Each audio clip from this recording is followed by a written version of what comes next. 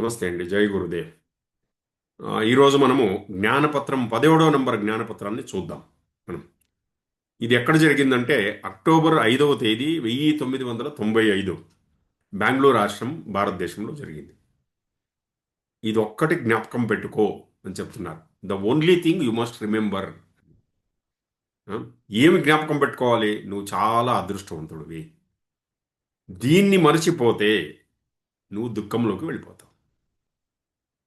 దుఃఖం అంటే దేన్ని సూచిస్తుంది? మనలో ఉన్న దుర్గుణాలతో మన అటాచ్మెంట్. దానితో మనము దాన్ని గుర్తించుకుంటున్నాం. లేకపోతే మనలో ఉన్న మంచి గుణాలతోనూ అటాచ్మెంట్ అవుతున్నాం. మనలో ఉన్న దుర్గుణాలు ఏమవుతుందంటే మనకి దుఃఖాన్ని మిగులుస్తుంది. అలాగే మంచి గుణాలు కూడా దుఃఖాన్ని తీసుకొస్తుంది మనకు. ఆ? మనం చాలా మంచి వాళ్ళము, చాలా మేధావి, అందరికంటే గ్రేట్ అన్నప్పుడు అప్పుడేం చేస్తాం? అక్కడితో ఆగము కదా, ఇంకొకరిని తిట్టడం మొదలెడతాం. అప్పుడు కూడా మనల్ని అది దుఃఖంలోకి తీసుకెళ్తుంది అనమాట. ఎప్పుడు మన గుణాలతో మనం ఇంకొకరితో పోల్చుకోవడం మొదలెడతామో అప్పుడేమవుతుందంటే అది కూడా దుఃఖాన్ని తీసుకొస్తుంది. ఆ? నేను వానికన్నా మంచివాడు అంటే అది అహంకారాన్ని తీసుకొస్తుంది. అంత మంచి గుణాలు నాలో లేవు అన్నప్పుడు దుఃఖం తీసుకొస్తుంది. అర్థమవుతుంది కదా. అందుకు ఇంకోటి గురుగారు ఏం చెప్తున్నారంటే ఈ దుఃఖమే మనల్ని ఆత్మవైపు కూడా తీసుకెళ్తుంది. ఇది గురుగారు చెప్తున్నారు.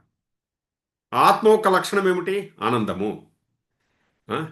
అయితే ఈ ఒక్క దుఃఖము నుంచి ఆత్మ వైపు పోవడానికి మనకు కావాల్సిందేమి? ఎలా జరుగుతుంది? మళ్ళీ ఆధ్యాత్మిక జ్ఞానము నుంచే జరుగుతుంది. ఎరుకతో జరుగుతుంది. జ్ఞానము లేకుండా ఈ దుఃఖం అనేది దానికి అంత్యము లేదు. అది కాకుండా ఆ దుఃఖము రెండింతలు, మూడింతలు, పదింతలు ఇలా మల్టిప్లై అవుతూ పెరిగిపోతుంది అది. సో జ్ఞానం ఏం చేస్తుంది? దుఃఖాన్ని కంప్లీట్ చేసేస్తుంది, చేసి ఆనందం వైపు తీసుకెళ్తుంది. జ్ఞానము ఒక శక్తి నుంచే మనము దుఃఖానికి అతీతంగా పోగలము. ఓకే. ఈ ఒక్క పథములో, ఆధ్యాత్మిక పథములో మనం ఈరోజు నడుస్తున్నాం కదా, ఈ పథంలో అన్నీ ఉన్నాయండి. ఏది కొరత పెట్టలేదు గురువుగారు మనకు.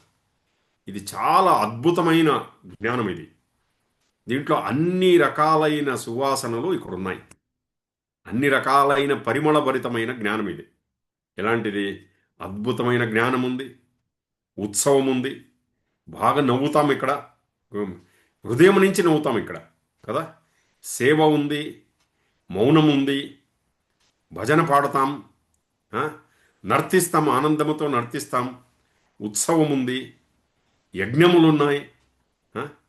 ఒక్కొక్కసారి ఫిర్యాదులు చేస్తాం, కంప్లైంట్స్, చాడీలు చెప్తాము, ఒక్కొక్కసారి సమస్యలు చెప్తాము.